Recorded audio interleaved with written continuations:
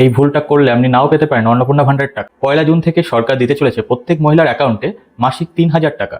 কিন্তু তার আগে আপনাদের অবশ্যই চেক করে নিতে হবে ব্যাংকে ডিবিটি লিঙ্ক আছে কিনা।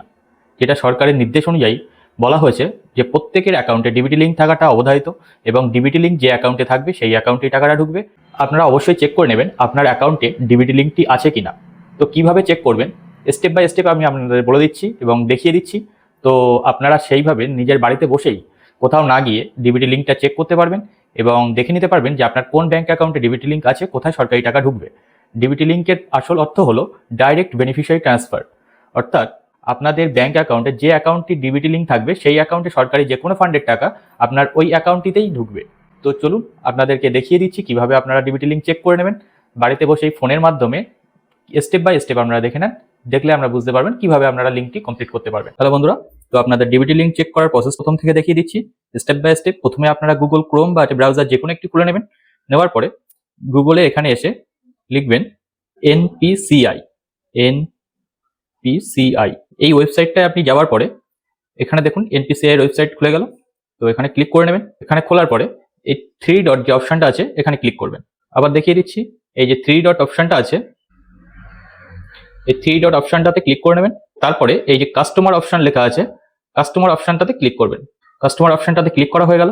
কাস্টমার অপশনটাতে ক্লিক করার পরে দেখুন ভারত আধার সিডিং বলে একটা অপশন দিচ্ছে, অপশনটা দেখতে পাচ্ছেন, এখানে ক্লিক করে নেবেন। তো একটু লোড নিতে টাইম নিতে পারে, ওয়েট করবেন। তারপরে দেখুন এখানে লেখা আছে আধার ম্যাপ স্ট্যাটাস। আধার ম্যাপ স্ট্যাটাস বলে একটা অপশন দেখতে পাচ্ছেন, এই অপশনটাতে ক্লিক করে নেবেন। এইবার আপনাকে আপনার আধার নম্বরটি দিতে বলছে। আমি আমার আধার নম্বরটি ফিল আপ করে নিচ্ছি, আপনারা আপনাদের আধার নম্বরটি বসিয়ে দেবেন।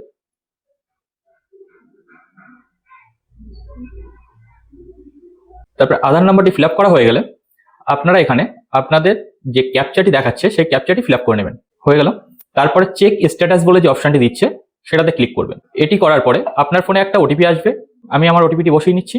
তারপরে এই কনফার্ম অপশনে ক্লিক করবেন। করে নিলাম। দেখুন এখানে লেখা উঠেছে আধার ম্যাপ স্ট্যাটাস। এখানে আমার আধার নম্বরের লাস্ট 4 ডিজিট দেখাচ্ছে, এটা আমার আধারের লাস্ট 4 ডিজিট। এখানটায় এনাবেলড আছে কিনা আপনারা সেটা দেখলেই বুঝতে পারবেন। অর্থাৎ আপনার যদি একবার এনাবেলড দেখায় তার মানে আপনার আর ডিবিটি করার প্রয়োজন নেই। এবার আপনার দ্বিতীয় কাজ যেটা হতে পারে, আপনার হয়তো ব্যাংক অ্যাকাউন্ট 3টে বা 4টে যে কোনো ব্যাংক অ্যাকাউন্ট থাকতে পারে। তো আপনারা মনে করছেন যে এই ব্যাংক অ্যাকাউন্টটি আপনি রাখবেন না, সেক্ষেত্রে আপনি ব্যাংক অ্যাকাউন্ট চেঞ্জ করতে পারবেন। যে আপনার এনাবেলড যে ব্যাংকটি দেখাচ্ছে ডিবিটি লিঙ্কে, তো সেই ব্যাংকটি আপনি চেঞ্জ করে আপনার যে ব্যাংকতে সুবিধা হবে সেইটা আপনি ট্রান্সফার করে চেঞ্জ করতে পারেন। যদি আপনারা মনে করেন আপনারা ব্যাংক ট্রান্সফার করা বা ডিবিটি লিঙ্কটা অন্য ব্যাংকে ট্রান্সফার করার প্রসেসটা সম্পর্কে জানতে চান, তো আমাকে অবশ্যই কমেন্টের দিতে জানাবেন। আমি আপনাদের জন্য নেক্সট ভিডিও বানিয়ে দেবো যেখানে আপনারা কিভাবে ডিবিটি লিঙ্কের ব্যাংকটি ট্রান্সফার করে অন্য ব্যাংকে শিফট করবেন সেটা জানতে পারবেন। তো এখন আপাতত এটুকুই, বাস দেখা হচ্ছে পরের কোনো ভিডিওতে। অবশ্যই চ্যানেলটা সাবস্ক্রাইব এবং ফলো করে রাখবেন।